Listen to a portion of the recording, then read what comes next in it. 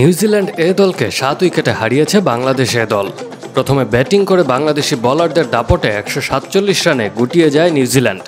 জবাবে 7 উইকেট ও 22.4 ওভার হাতে রেখে জয়ের বন্দরে পৌঁছে যায় বাংলাদেশ। সিলেটে টস জিতে ব্যাট করতে নামা সফরকারীরা 5 রানেই প্রথম উইকেট হারানোর পর 7 ওভারই হারায় টপ অর্ডারের 4 ব্যাটসম্যানকে।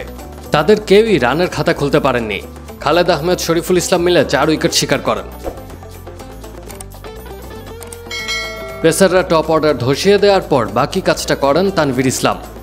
এক পর্যায়ে 85 রানেই 9 উইকেট হারিয়ে ফেলা নিউজিল্যান্ডকে 147 রান পর্যন্ত নিয়ে যান রায়ুস মারিউ 51 বলে 42 করে ও ডিন ফক্সক্রফট 64 বলে 72 রান করে। তাদের ইনিংসে ভর করে 34.3 ওভারে অল আউট হওয়ার আগে নিউজিল্যান্ড তুলে 147 রান।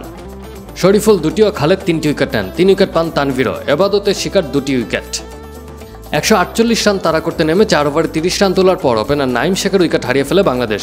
20 বলে 18 রান করে তিনি আউট হন। 12 বলের 6টিতেই বাউন্ডারি হাঁকানো পারভেজ হোসেনও থেমে যান 24 রানে। রান তাড়াটা বাংলাদেশের জন্য আর তেমন কঠিন হতে দেয়নি এনামুল হকের সঙ্গে মাহিদুল ইসলামের জুটিতে। 55 রানের এই জুটিতে লক্ষ্যের খুব কাছাকাছি পৌঁছে যায় বাংলাদেশ। ভালো শুরুর পরও এনামুল অবশ্য ক্যাচ দিয়ে আউট হয়ে যান 45 বলে 38 রান করে। তবে 61 বলে 42 রানে অপরাজিত থেকে দলকে জিতিয়ে মাঠ ছাড়েন মাহিদুল।